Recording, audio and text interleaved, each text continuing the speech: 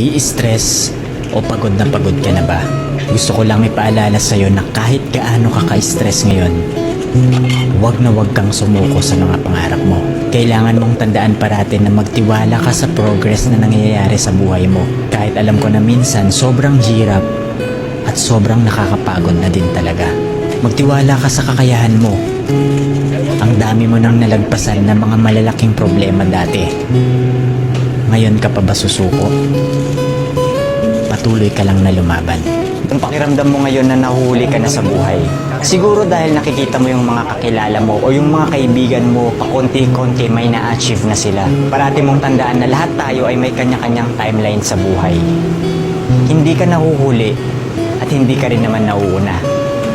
Kung nasaan ka man ngayon sa buhay mo, yan ang lesson at experience na kailangan mong pagdaanan ngayon.